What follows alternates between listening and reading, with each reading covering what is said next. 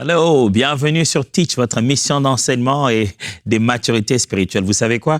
Je ne me lasserai pas de répéter cette phrase, que c'est une mission d'enseignement et de maturité spirituelle. Le but, c'est que vous puissiez grandir, devenir des bons disciples de Jésus-Christ. Et lorsqu'une chose doit concerner les disciples de Jésus-Christ, donc la chose concerne Teach. Par exemple, bénédiction. On a commencé à étudier l'idée de la bénédiction dans la Bible depuis un moment. Cette semaine, on fait que c'est poser des questions au sujet de la bénédiction. La semaine passée, on a vraiment étudié les mots, les sens en hébreu. Maintenant, on va être le plus pratique possible. Et aujourd'hui, on voudrait se concentrer à la question de savoir comment se manifeste la bénédiction dans la vie. Oui, je suis béni, mais comment? Quelles sont les preuves? Dans la vie d'un être humain, quelles sont ces choses qui sont justement les preuves qui montrent que la personne est bénie? Alors, je vous assure que ce n'est pas encore l'argent, ça n'a rien à voir avec tout ça, mais depuis notre naissance jusqu'à vivre notre vie, quelles sont les preuves, les choses par lesquelles on sait reconnaître qu'une personne est réellement bénie de Dieu? Alors, let's teach. Grandissons ensemble.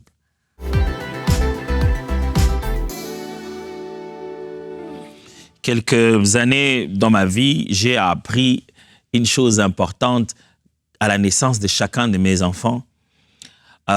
C'est que chaque enfant était une grossesse particulière.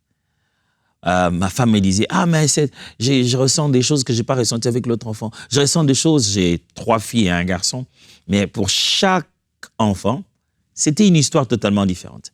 Et souvent, le Seigneur, par sa grâce, permettait à ce qu'on connaisse comment nommer l'enfant un peu plus tôt, et qu'on commence déjà à voir quelque chose sur la destinée de cet enfant. Et j'ai vu que chacun de nos enfants était une destinée à part. Et les bénédictions de ces enfants, on n'attendait pas les voir pour savoir. C'est déjà à partir du moment où on savait que le Seigneur nous a donné un enfant dans le ventre de ma mère, de ma femme plutôt, c'est que ça veut dire Dieu nous a bénis. Et on devrait nommer cette bénédiction. C'est depuis là-bas, dans les ventres, là, que déjà la bénédiction a commencé à se manifester dans leur vie. C'est pour cette raison à la question « Comment se manifeste la bénédiction dans notre vie ?» Au moment où vous prenez conscience de vous-même, vous devez savoir que c'est d'abord avec les aptitudes innées. C'est-à-dire, le premier point, c'est les aptitudes innées. C'est-à-dire, quand vous êtes né avec. Je n'ai pas cessé d'expliquer le concept de bénédiction ici en disant que ce n'est pas un concept chrétien, c'est un concept divin. Il en va de Dieu. C'est Dieu qui bénit. Et quand il bénit, bénit toute la création. Et il nous bénit dès les ventres de notre mère au moment où on sort. Quel que soit le nombre de choses qu'on peut manquer, n'est pas avoir comme tout le monde. On manquerait quelque chose dans nos aptitudes, mais Dieu mettra certainement quelque chose d'autre à tous ceux qui respirent. Une chose qui est une bénédiction, qui distingue cet être de tout autre être. Mais vous devez certainement comprendre que si nous devons avoir des aptitudes innées, je vais y revenir, il n'en va pas seulement de cette première naissance, il en va aussi de la deuxième naissance que nous avons, nous, en tant que chrétiens. Naître de nouveau vient avec ses aptitudes. Les aptitudes de naître en Christ s'ajoutent au-delà de ce pourquoi on est né. Les autres aptitudes pour lesquelles nous sommes nés, en tant qu'être humain, Dieu ajoute d'autres aptitudes quand nous naissons en Christ. On ne parle pas de ça aujourd'hui. Mais déjà à la naissance, dès que vous naissez, des choses qui sont en vous, dans votre façon de parler, Est-ce que vous savez que votre taille est une bénédiction? Votre teint est une bénédiction. Vous ne laissez pas abattre par ce monde. On nous donne des modèles parfaits en disant « Voici comment cet homme doit être ». J'étais toujours étonné de voir que je vois des jurys qui sont en train de choisir soit la personne telle qu'elle doit être, un homme ou une femme, le modèle parfait. Et devinez quoi? Eux-mêmes, ils ne sont pas comme ça. Ils ne sont pas du tout comme ça. Comment? Ne vous laissez pas prendre par ça. Ce standard-là n'est pas le standard de Dieu. Dieu a un standard. Et son standard, c'est quoi? Ce que tu sois comme il faut que tu sois pour ta destinée. Parce que tu entreras là où les autres n'entreront pas. Tu te tiendras à des endroits où d'autres ne se tiendront pas. Crois-moi, Dieu t'a équipé depuis le ventre de ta mère à atteindre l'objectif pour lequel il t'a créé. Les aptitudes innées sont déjà la manifestation de notre bénédiction. Ne voyez-vous pas de petits enfants, tout petits il est. Vous voyez des gens en train de jouer à la batterie, vous voyez des gens en train de faire des choses, se dit, oh, mais où est-ce qu'il a, comment pour lui c'est autant facile? il y a quelque chose d'artistique. Dieu l'a appelé à une certaine destinée sur la terre et il est venu sur la terre avec ça. Psaume 139, le verset 14, le psalmiste bénit Dieu de ce qu'il a créé tel qu'il est. Psaume 139, verset 14. Le psalmiste dit, « Je te loue de ce que je suis, une créature si merveilleuse. Tes œuvres sont admirables et mon âme les reconnaît bien. » Waouh, quelle reconnaissance, quelle gratitude. Il dit, Dieu, je te bénis. Je te dis merci de ce que moi, là, je suis juste une créature merveilleuse.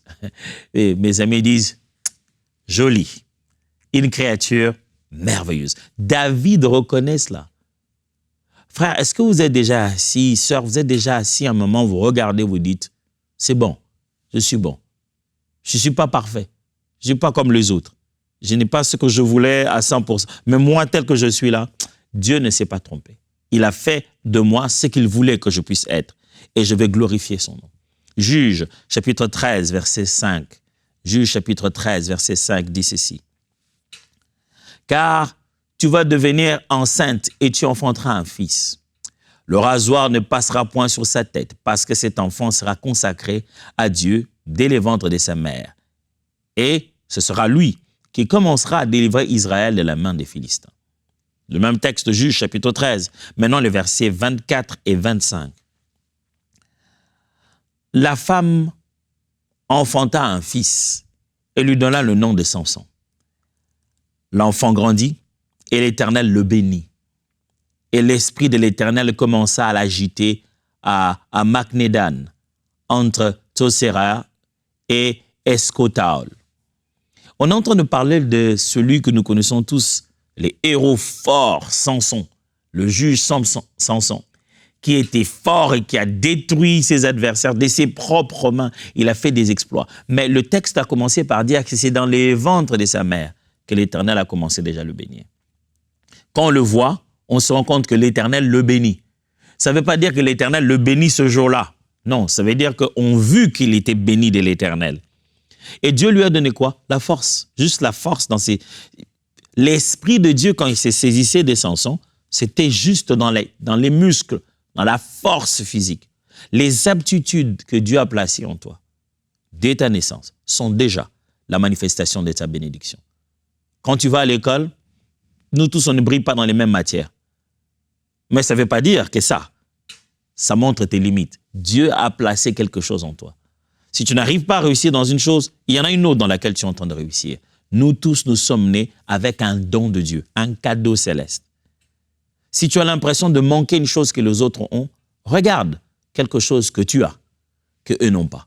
Parce que Dieu s'est rassuré qu'à quiconque vie est donnée pour exister sur cette terre, le Seigneur a fait un don paternel, quelque chose d'exceptionnel. Certains vont chercher ce don-là très loin, se rendre compte de cette bénédiction dans des détails très lointains, mais Dieu ne laisse jamais quelqu'un sur la terre sans qu'il ne soit gravé dans l'individu une bénédiction divine. Alors, comment se manifeste la bénédiction de Dieu? D'abord par des aptitudes innées. Deuxièmement, comment se manifestent les bénédictions de Dieu? Le point 2, la fluidité des résultats. Une personne bénie de Dieu, vous allez remarquer ce qu'il fait. Vous allez vous rendre compte que ça coule. Je ne suis pas en train de dire qu'il n'y a pas d'opposition ou la bénédiction est objet de beaucoup d'adversité. Mais vous vous rendrez compte que ça coule, que dans sa vie, il y a une faveur qui lui permet d'obtenir des résultats mieux que nous autres. Vous vous rendez compte que Dieu l'a béni dans ce domaine. On va lire ensemble. Genèse chapitre 37, verset 29 à 30. Genèse 37, 29 à 30. Jacob lui dit, « Tu sais comment je t'ai servi et ce qu'est devenu ton troupeau avec moi, car le peu que tu avais avant moi, c'est beaucoup accru, et l'Éternel t'a béni sur mes mains. » C'est Jacob qui est en train de dire à son oncle Laban, il dit, « J'étais venu ici, tu sais, tu m'as donné ton troupeau. Regarde aujourd'hui, tu sais que l'Éternel a utilisé mes mains, m'a utilisé moi. Regarde les résultats. Il y en avait pas beaucoup. Regarde maintenant, c'est que... Tu vois que Vous savez, quand quelqu'un est béni, vous pouvez vous rendre compte que je travaille avec un béni. Je suis marié avec un béni. J'ai pour ami quelqu'un de béni. Parce que vous sentez qu'il est béni dans ce domaine, le résultat est fluide. Genèse toujours, chapitre 39 toujours. Prenons le verset 2 à 3. L'Éternel fut avec lui et la prospérité l'accompagna. Il habitait dans la maison de son maître, l'Égyptien. Son maître vit que l'Éternel était avec lui et que l'Éternel faisait prospérer entre ses mains tout ce qu'il entreprenait. Là, la Bible est en train de parler de Joseph. Joseph qui arrive, il est esclave. Mais ça n'empêche pas que la bénédiction continue à fonctionner. Il est béni. Même en étant esclave, il est béni. Mais tout ce qu'il touche est en train de réussir. Vous voyez cette distinction? Vous voyez cette particularité de ce qu'on appelle la bénédiction, la fluidité dans les résultats.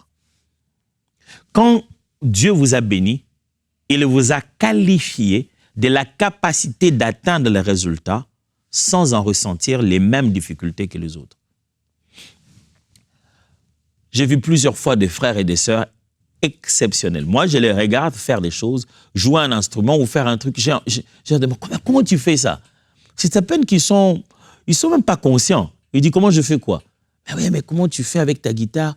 Comment tu fais avec le ballon? Il dit, bon, je fais seulement. Quand quelqu'un est béni, la personne est même inconsciente à un certain point de combien facile est-ce. Pour lui, il l'a toujours fait. Il s'est dit, bon, j'ai toujours fait ça comme ça. Ne pense pas que tout le monde peut faire ce que tu fais. Tu es béni de Dieu.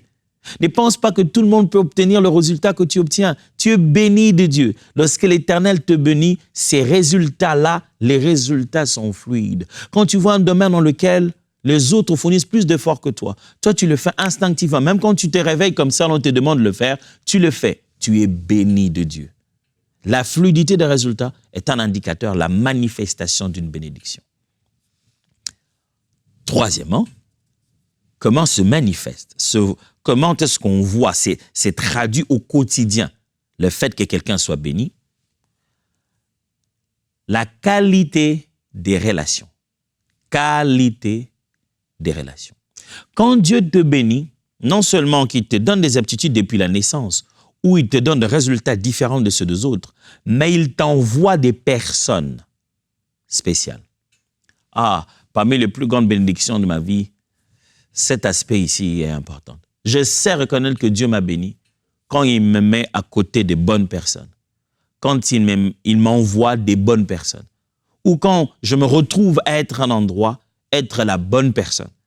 Quand Dieu bâtit des relations qualitatives autour de toi, ça veut dire que Dieu t'a béni. On sait reconnaître que Dieu t'a béni quand tu attires les personnes de la race de ceux qui vont te rendre meilleur.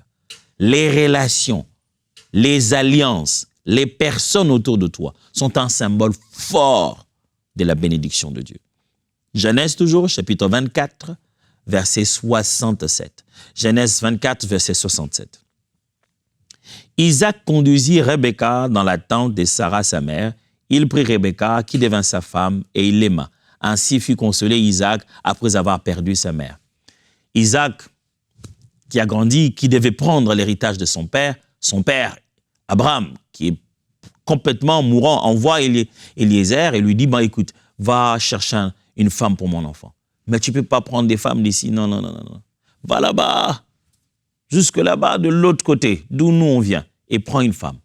Il va prendre une femme, Rebecca, et la ramène. Et quand Rebecca arrive, la Bible dit, non seulement les voilà mariés, les voilà en couple, mais dit sa vie, Rebecca devint une consolation pour Isaac, qui a perdu sa mère. Dans la vie, il y a des gens qui, s'ils entrent dans ta vie, tu sens que j'ai un problème. Est-ce que j'ai subi des attaques?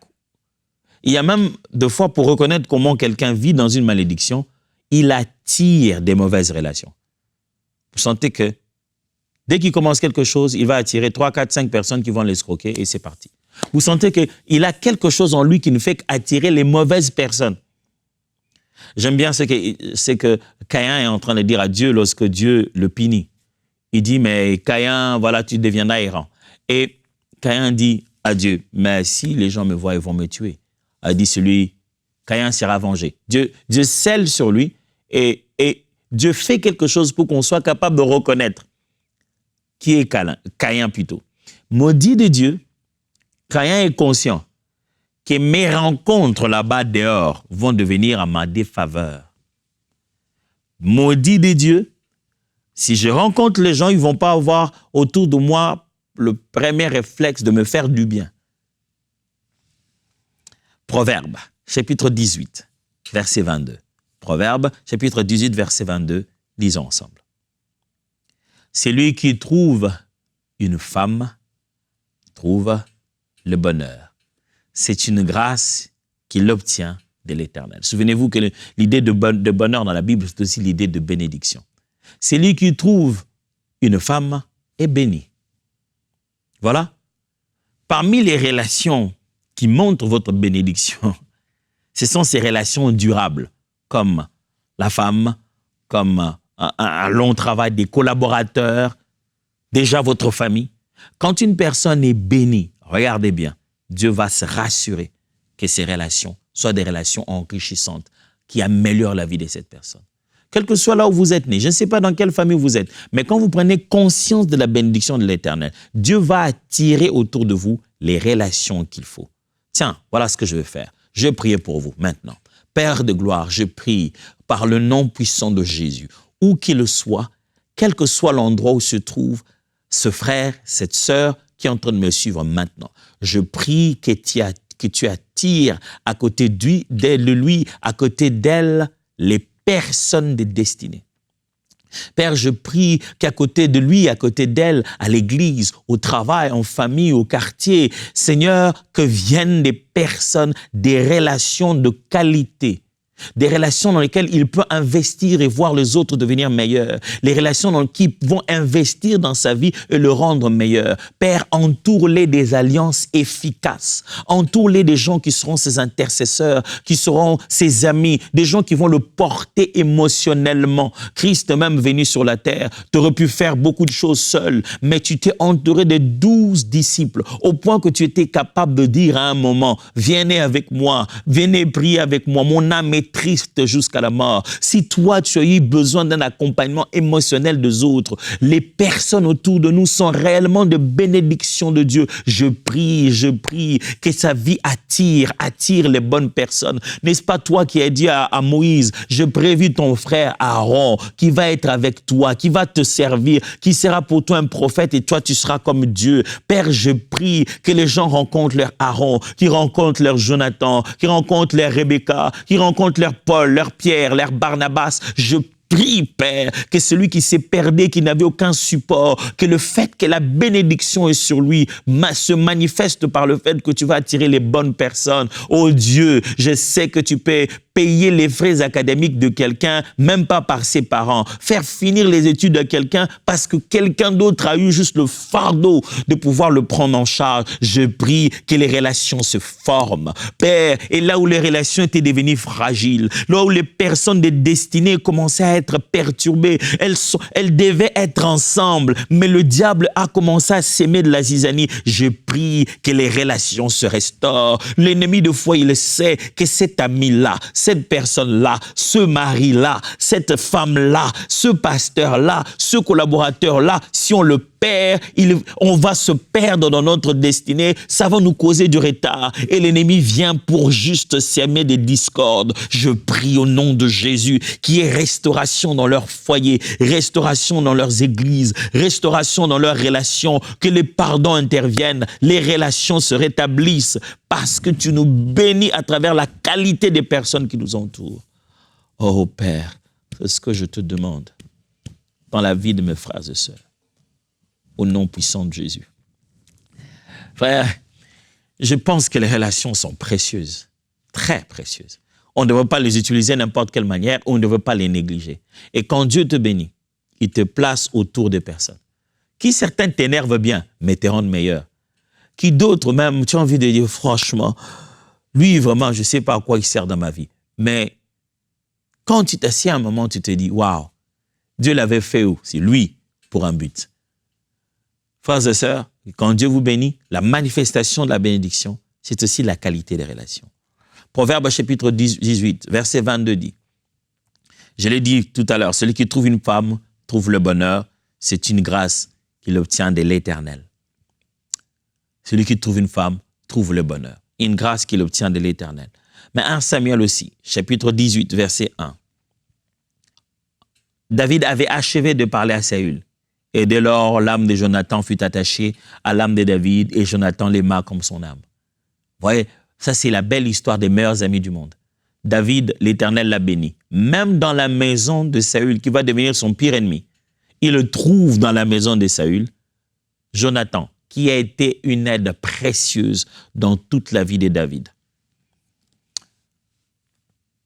Genèse chapitre 18, toujours, maintenant le verset 24. Il est écrit ceci.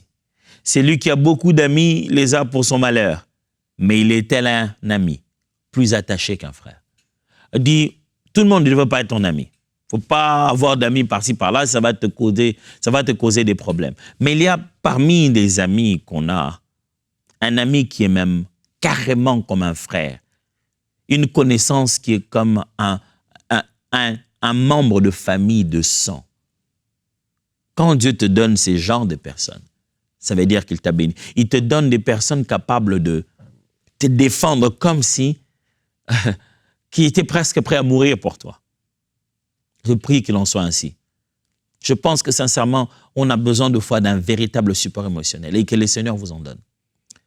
On va finir aujourd'hui par le 4e point. Le 4e donc, sur la question. Comment se manifeste pour nous au quotidien la bénédiction de Dieu? Je dis déjà par des aptitudes physiques. Je dis déjà par les relations. Mais 4e, alignement des paramètres. J'ai utilisé le mot paramètres ici. C'est juste pour dire, quand Dieu vous bénit, il fait entendre les temps et les circonstances pour fonctionner en votre faveur. Voilà. Il fait en sorte que temps, circonstances, que les choses concourent en votre bonheur. Romains chapitre 8, verset 28. Romains 8, verset 28. Nous savons du reste que toute chose concourt au bien de ceux qui aiment Dieu, de ceux qui sont appelés selon son dessein. Vous connaissez bien ces textes. Quand Dieu vous a béni, comment vous reconnaissez que vous êtes béni de Dieu? Il y a comme un alignement de paramètres. J'aime quand la Bible dit, lorsque le temps fut accompli, et le mot en grec là, c'est le mot kairos, au moment de l'accomplissement du temps, c'est-à-dire que au moment M, au moment propice. Le mot donne l'impression que le temps était comme un contenant. Et il fallait remplir. Pouf, quand le contenu est arrivé, quand le temps fut accompli, quand la tasse fut remplie.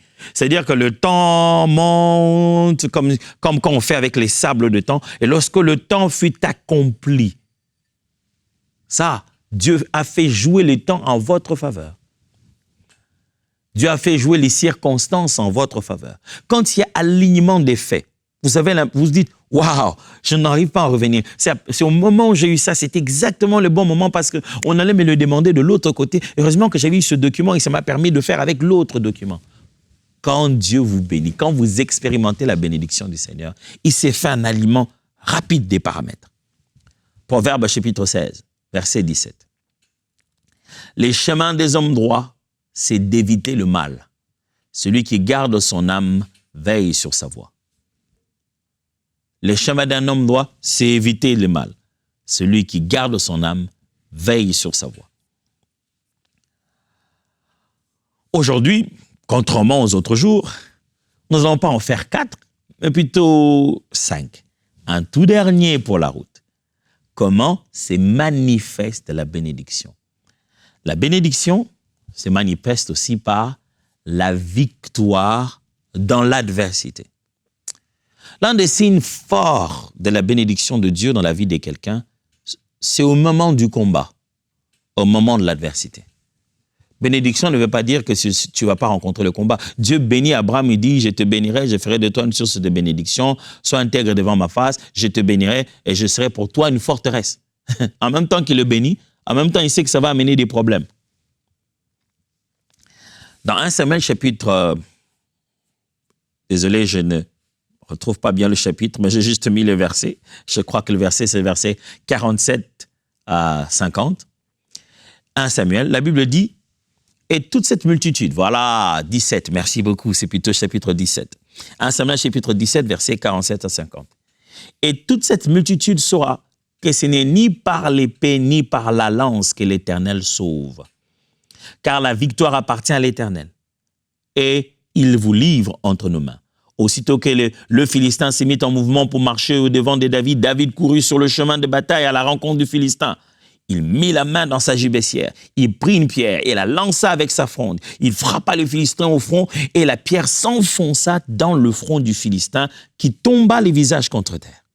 Ainsi, avec une fronde et une pierre, David fut plus fort que le Philistin et le terrassa et lui ôta la vie sans avoir l'épée à la main.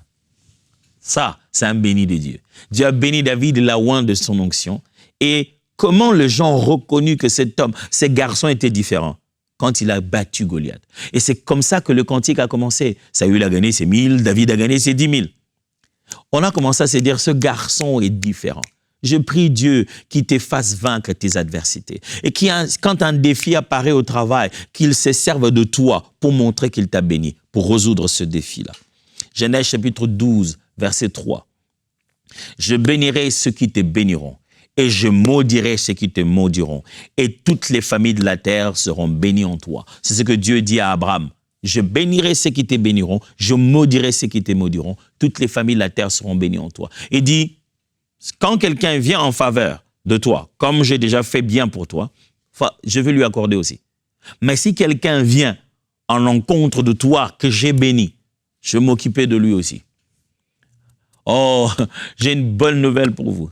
Si vous êtes béni de Dieu, Dieu s'occupera de vos adversaires. Je prie que Dieu s'occupe de vos adversaires, de ceux qui vous l'ont dit et de ceux qui se cachent. Les adversaires, de fois, les plus dangereux sont ceux qui se cachent, qui n'osent pas le dire. Je prie le Seigneur que même les adversaires cachés, qui se font prendre pour des amis pendant qu'ils ne le sont pas, qui donnent l'impression de ne pas l'être pendant qu'ils le sont au fond dans leur cœur. Que Dieu vous défende là où vous êtes présent, même là où vous êtes absent. Que Dieu vous défende et assure la victoire de votre vie comme preuve de la bénédiction que vous avez reçue.